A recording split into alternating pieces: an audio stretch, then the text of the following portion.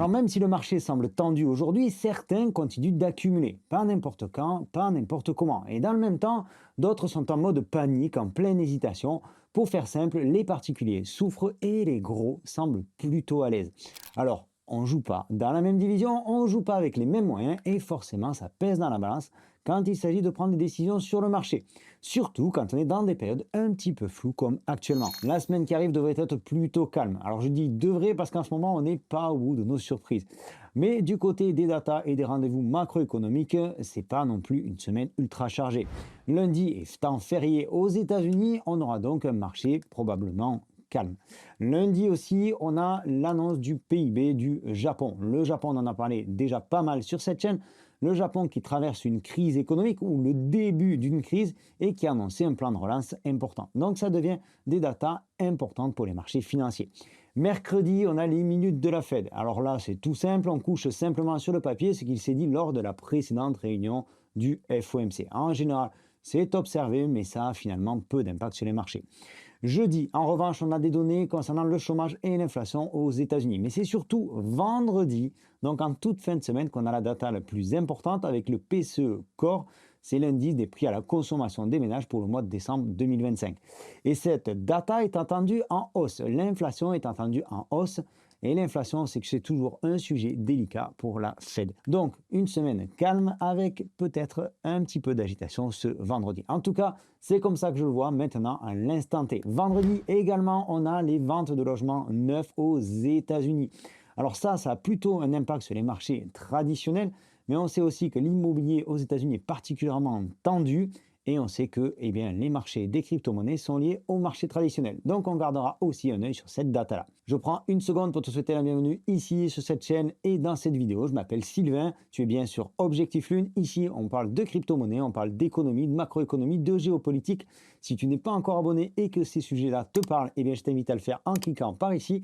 N'oublie pas d'activer la petite cloche pour être au courant de nos prochaines vidéos. Et si tu apprécies déjà ce type de contenu et que tu veux nous soutenir, pense à liker cette vidéo. YouTube adore ça. L'algorithme de YouTube raffole des likes, nous aussi, et je t'en remercie. Allez, on enchaîne avec cette data très intéressante. Les baleines qui continuent d'acheter, voire même qu'elles intensifient leurs demandes. Les volumes de transfert vers les adresses d'accumulation ont atteint leur plus haut niveau, comme tu le vois depuis début 2022.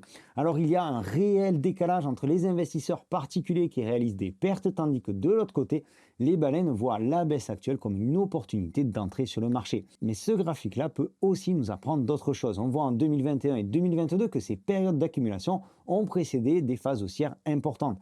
Et aujourd'hui, tu le vois, l'accumulation est quelque peu différente. Elle est plus linéaire. Depuis début 2025, on reste sur des volumes d'accumulation, on va dire constants ou quasi constants. Et ça, c'est une chose intéressante parce que l'accumulation dans la période actuelle est beaucoup plus importante qu'en 2024, alors que Bitcoin était alors au même prix ou quasiment au même prix. Et là, en fait, il s'agit d'analyser quelque peu la psychologie de l'investisseur. Un Bitcoin à 60 000 $ en 2024, ça paraissait cher. Un Bitcoin à 60 000 $ en 2026, après un passage à plus de 120 000 $ en 2025, ça paraît bon marché. Et c'est comme ça que finalement les zones de support et les zones de résistance se forment. Et c'est pour ça que je pense qu'actuellement on peut ranger pendant un moment. C'est-à-dire qu'on peut rester dans un canal horizontal pendant quelques temps. Je ne dis pas que ce sera forcément le cas, mais c'est quelque chose dont je te parle depuis pas mal de temps maintenant. Un range dans la zone actuelle, allez, on va prendre large entre les 65 et les 75 000 $. Autre data particulièrement intéressante, vendredi, on a eu près de 736 millions de dollars de positions short qui ont été liquidées. Et ça, c'est un chiffre qu'on n'avait pas vu depuis le 20 septembre 2024. Ce jour-là, on avait enregistré 773 millions de dollars de liquidation sur les positions short. Et derrière, on avait eu un ultime rebond avant de repartir à la baisse. Ce qu'il faut noter sur cette data, c'est l'attitude particulièrement agressive des vendeurs à découvert. En fait, le volume de ces positions pèse énormément sur le marché, un petit peu comme une chape de plomb qui maintient le cours sous pression, et il faudrait des liquidités beaucoup plus importantes qu'actuellement de l'autre côté, c'est-à-dire à l'achat et particulièrement sur le spot pour faire remonter le cours. Alors si jamais la situation vient à s'améliorer de ce côté-là, alors le cumul de positions short pourrait se transformer en pression à l'achat grâce au mécanisme de liquidation. C'est une notion qu'on a déjà abordée plusieurs fois ici sur la chaîne. Et c'est souvent pourquoi dans ces périodes-là que les rebonds haussiers dans les périodes comme celles qu'on traverse actuellement sont généralement assez rapides et plutôt éphémères. Le marché des produits dérivés influence aujourd'hui le marché à court terme. Il lui donne de l'ampleur, il lui donne de la volatilité, mais seul le marché spot finit par avoir le dernier mot. Alors une cascade de liquidation dans les prochains jours ferait monter mécaniquement le prix, mais ce prix-là ne serait alors pas soutenu par une réelle demande et donc on finirait par retomber. En gros, je te dis à demi-mot qu'il faut se méfier d'un éventuel rebond. Allez, on fait un tour du côté des ETF Bitcoin Spot pour argumenter également ce problème de liquidité sur les marchés spot. Du côté des ETF Bitcoin au comptant, après 2 années d'importants afflux de capitaux et une forte dynamique spéculative, le début de l'année 2026 ressemble davantage à une phase de réduction des risques. Tu le vois ici en bas à gauche, la courbe des entrées sur les ETF Bitcoin Spot prend pas vraiment le même chemin que la courbe rouge pour 2024 ou la courbe bleue de 2025. D'ailleurs, on voit que les investisseurs sont sortis des ETF depuis le milieu de l'été 2025. Et si tu y regardes de plus près, tu vois que cette courbe orange de 2026 est en dessous de zéro. On note donc davantage de sorties des capitaux que d'entrées depuis le début de l'année 2026 sur les ETF Bitcoin Spot. Une chose intéressante, la baisse qu'on a donc amorcée au milieu de l'année dernière reste relativement lente, on va dire progressive. Il n'y a pas d'affolement général sur les marchés pour le moment. On peut donc penser que les investisseurs se désengagent tranquillement et qu'un retour positif sur les ETF Bitcoin pourrait alors servir de catalyseur vers une nouvelle hausse. Mais avant ça, il faudra que les investisseurs retrouvent davantage de confiance. Et on arrive sur une data que j'ai déjà partagée sur le canal Telegram. Le canal Telegram Objectif Lune qui est gratuit. J'y partage de l'actualité en continu. Je te laisse le lien en description et en commentaire épinglé de cette vidéo. Ici, on retrouve l'indice mondial d'incertitude qui a atteint son plus haut niveau historique. Et ça, c'est signe d'une anxiété extrême dans les économies mondiales. La montée des tensions géopolitiques, la volatilité des marchés et l'incertitude politique qui sont là pour alimenter cette flambée. Le Japon qui annonce un plan de relance, c'est jamais signe d'une économie qui est bien en forme. Les tensions autour de l'Iran, l'affaire du Groenland qui ne semble pas encore réglée, la Fed qui ne sait plus sur quel pied danser à propos des taux d'intérêt, et j'en passe. Bref, il y a 1001 raisons d'être anxieux, et donc pour nous, investisseurs de l'autre côté, 1001 raisons d'être extrêmement prudents. Alors tu le vois par toi-même, on a encore un marché particulièrement déséquilibré, encore trop de positions à levier. Certains jouent la peur à fond et augmentent leur position short, tandis que d'autres de l'autre côté jouent le bottom, ils jouent le point bas, avec pareil des positions à effet de levier. Dans tous les cas, on a ce manque cruel d'inflow en spot. Et donc ça donne un marché qui n'est pas du tout sain. Alors ça va se tasser, pas de panique. Ça va peut-être même prendre un certain temps, on va se faire chier pendant quelques temps, mais c'est comme ça. Et le marché, il va bien falloir s'adapter. Alors, est-ce qu'il faut all-in? Est-ce que c'est le bon moment pour rentrer sur Bitcoin malgré tout ça? Je te ferai certainement une vidéo un petit peu plus détaillée dans les prochains jours sur ma stratégie.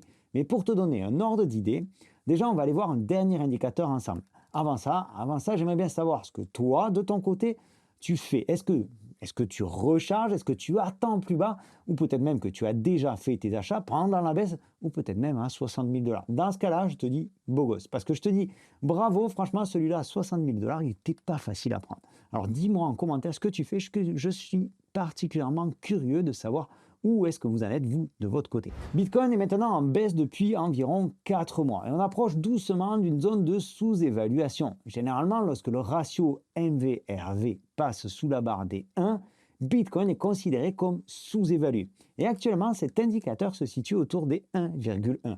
Donc on s'approche doucement de cette fameuse zone, mais on n'y est pas encore.